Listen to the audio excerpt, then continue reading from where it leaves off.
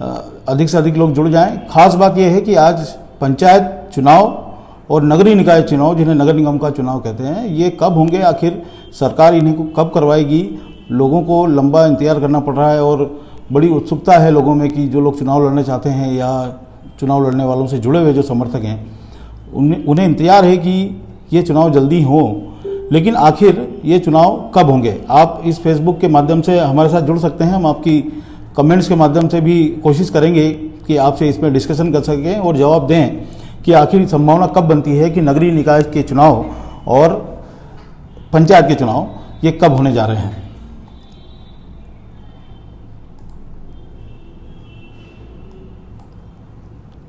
आप कमेंट के माध्यम से धीरे धीरे जुड़ सकते हैं। और मैं आपको बता दूं,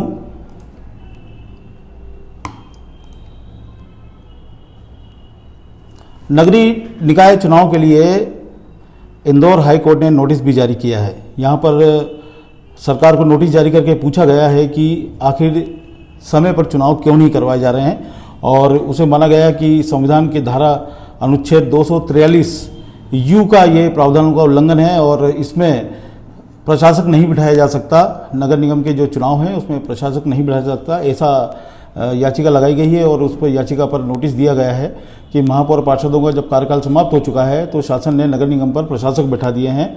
और ये नई दुनिया में आज ये खबर भी लगी है कि यहाँ पर प्रशासक बिठाए गए हैं, तो नगर निगम के चुनाव होने की उम्मीद कम नज़र आ रही है, क्योंकि प्रशासक बैठा दिए गए हैं और कम से कम 6 महीने तो प्रशासक बैठेंगे। इसलिए जो लंबे समय से इंतजार कर रहे हैं चुनाव लड़ने के लिए, उनके लिए थोड़ा सा बुरे सपने के समान भी ये हो रहा है। तो आखिर सरकार क्यों चुनाव नहीं करवा रही है समय पर, और उसको क्या डर है आखिर कि ये चुनाव अगर हो जाएंगे तो क्या हार का डर है, उसकी पार्टी हार जाएगी, या कौन सी ऐसी तैयारी कर रही है, इस बारे में हम आपसे डिस्कस करेंगे। आप भी अपनी राय हमारे सामने रख सकते हैं कमेंट के माध्यम से। मैं आपकी कमेंट पढ़ता जाऊंगा और कोशिश करूंगा जवाब दूंगा। और दूसरी बात हम आपको बता दें, पंचायत चुनाव, गांव में पंचायत चुनाव का इंतजार हो रहा है, लेकिन हम आपको पुख्ता रूप से ये बता दें, जो हमारे सूत्र कहते हैं कि पंचायत के जो सरपंच सचिवों का जो कार्यकाल है वो मार्च में ख़त्म होने जा रहा है। मेरे ख्याल में 12 मार्च के आसपास ये कार्यकाल ख़त्म हो जाएगा और उसके बाद संभावना बन रही है, लोग ये भी कह रहे हैं कि वहाँ पर प्रशासक बिठाए जाएंगे, लेकिन प्रैक्टिकली ये संभव नहीं है, क्योंकि हर पंचायत, जो पूरे मध्य प्रदेश में पंचायतें हैं वो हज़ारों की संख्या में हैं, और ऐसे में सभी जगह प्रशासक बैठा करके उनसे काम करवाना ये प्रैक्टिकली संभव नज़र नहीं आ रहा है। इसलिए सरकार के पास एक पावर होता है कि वो 6 महीने तक कार्यकाल को बढ़ा सकती है। तो पूरी उम्मीद यही है कि जो पंचायत के चुनाव हैं उसमें सरपंच सचिवों के लिए 6 महीने का कार्यकाल एक्सटेंड हो सकता है, बढ़ सकता है, यानी उन्हें अभी 6 महीने और काम करने का मौका मिल सकता है। तो जितने भी हमारे ग्रामीण क्षेत्र के पंचायत के जो सरपंच सचिव हैं उनको 6 महीने का अभी काम करने का मौका है और उनको समय मिल सकता है कि वो जनता का दिल जीत लें और कुछ ऐसे काम करके दिखाएं कि वो आगे चुनाव में जनता को फेस कर सकें। तो ये एक अच्छा सुनहरा मौका हो सकता है पंचायत चुनाव के लिए। और आपको बता दें, आने वाले समय में परीक्षाएं आ रही हैं, स्टूडेंट्स की परीक्षाएं होंगी, और उस दौरान ये जो पंचायत के चुनाव हैं अभी संभव नहीं लगते।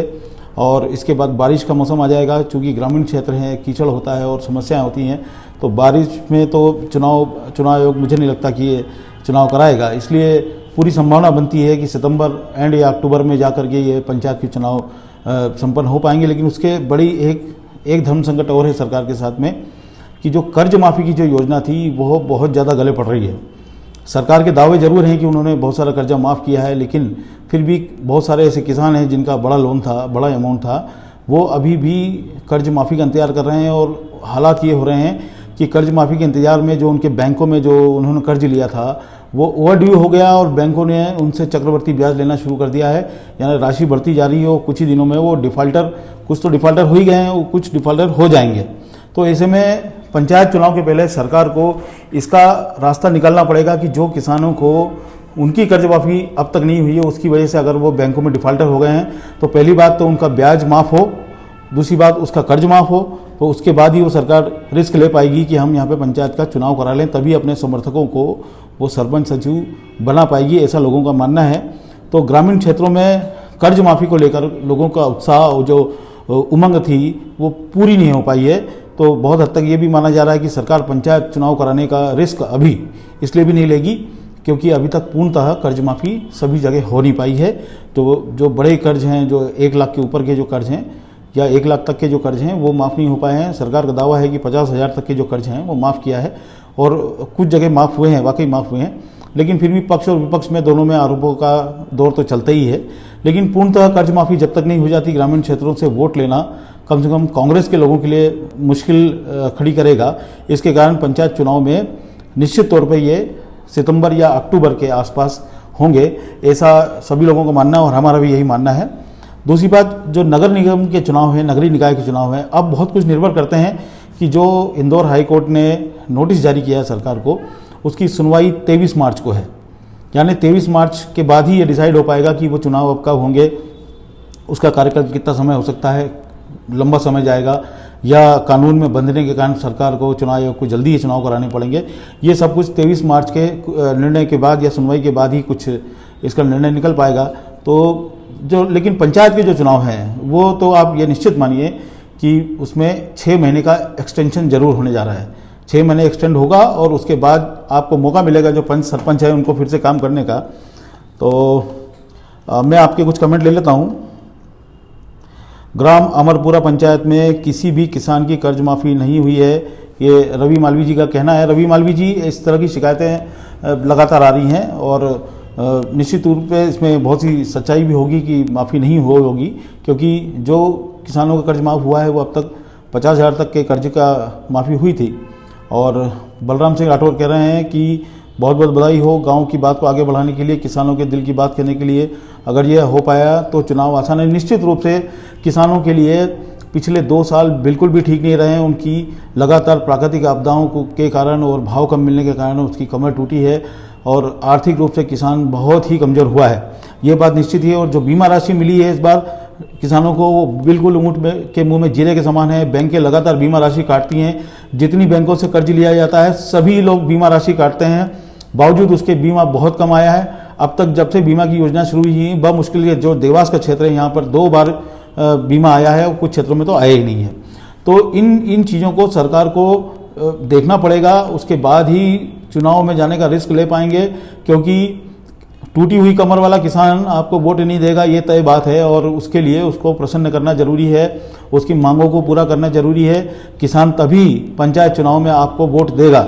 ये बात तो गांठ बांध के रखने वाली है कमलनाथ सरकार के लिए कि अगर पंचायत चुनाव में अपनी अच्छी विनिंग करनी है, अपने समर्थकों को जिताना है, तो उसके लिए सबसे ज़्यादा किसानों के ऊपर ध्यान देने की आवश्यकता है।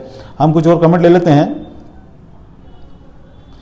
टी.आर. राज प्रजापति पूछ रहे हैं कि जब सरकार को मालूम था कि 5 वर्ष पूरे हो चुके हैं तो चुनाव अभी तक करवाए क्यों नहीं। यही बात है, सभी लोग में चर्चा का विषय यही है कि सरकार आखिर चुनाव करवाने में दूर क्यों हो रही है, उसको टालना क्यों चाहती है।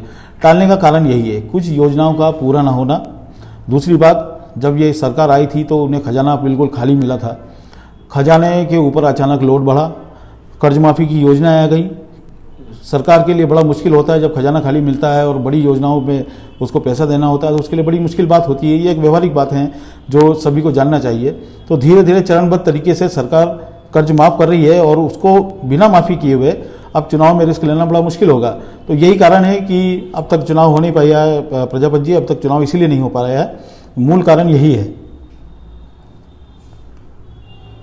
राहुल राठौर जी पूछ रहे हैं, सर बिना गवर्नमेंट के देवास कैसे चलेगी। बिल्कुल चलेगी, जैसी अभी चल रही है वैसी चलेगी। जो प्रशासक हैं वो उसको देखेंगे।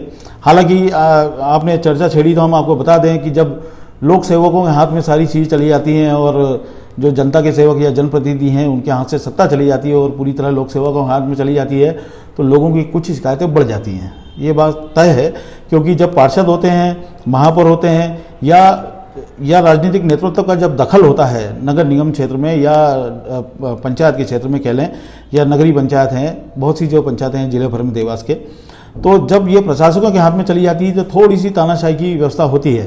क्योंकि लोक सेवकों के अंदर अधिकतर ये भावना होती है कि हम अधिकारी हैं, जबकि उन्हें ये बताया जाना जरूरी है कि वो लोक सेवक हैं, यानी जनता के सेवक हैं। अधिकारी सिर्फ वे अपने अधीनस्थों के हैं, यानी जो सरकारी कर्मचारी उनके अधीन हैं वो उनके अधिकारी हैं, लेकिन जनता के वो लोक सेवक हैं जनता के लिए।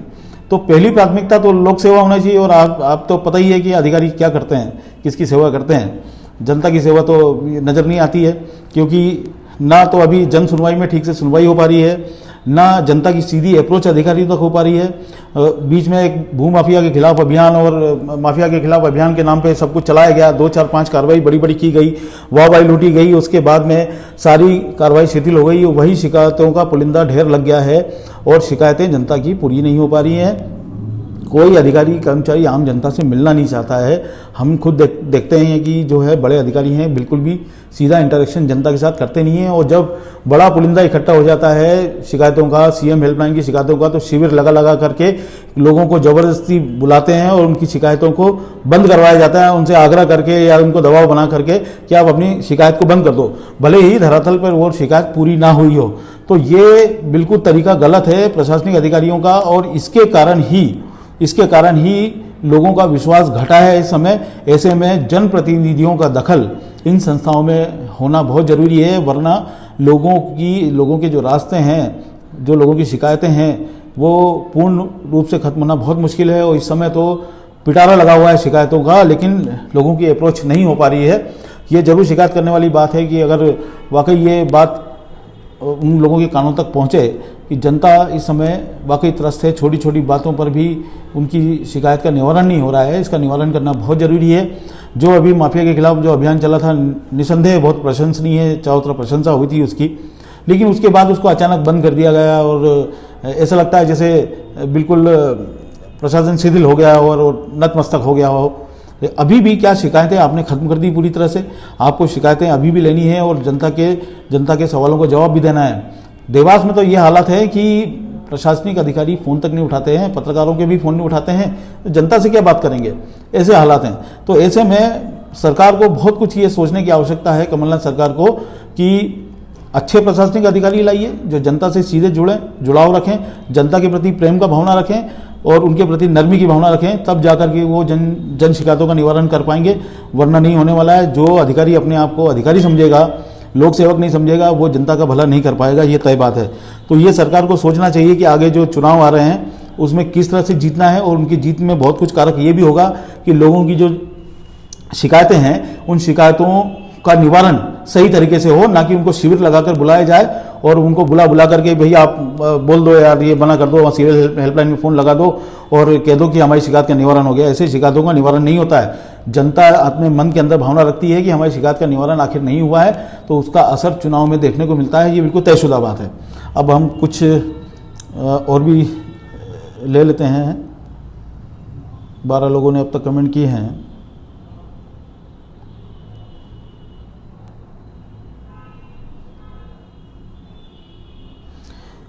राहुल राठौर बोल रहे हैं कि हम आपके अपडेट देखते हैं और इस टाइम में कांग्रेस और बीजेपी में इतना मन मुटाव हो गया है कि राजनीति से हटकर अब लड़ाई पर्सनल हो गई है नेता लोगों की, और ये देवास के विकास और फ्यूचर के लिए अच्छा नहीं है। बिल्कुल आपकी बात सही है कि राजनीतिक नेतृत्व जो है वो उसको सोच अपनी ऐसी रखना चाहिए कि जिससे जनता के वो हित का काम कर सकें और जनता के प्रति जिम्मेदारी का भाव उनके पास होना चाहिए। हाल फिलहाल में तो ये देखने में आ रहा है कि दोनों दलों में एक वर्चस्व की लड़ाई और इस तरह का काम चल रहा है, और लगातार आप और हम देख ही रहे हैं अपने अपने मीडिया के माध्यम से कि लगातार क्लैशेस होते हैं छोटी छोटी बातों पे। अभी योजनाओं का शुभारंभ हुआ था, वो बीजेपी ने शिकायत की कि हमें नहीं बुलाया, प्रोटोकॉल का उल्लंघन किया।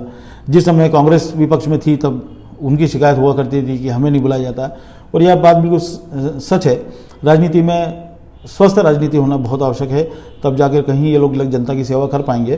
तो जो आज हमारा जो ये उद्देश्य था लाइव करने का, ये था कि लोगों को थोड़ा सा रास्ता क्लियर हो जाए।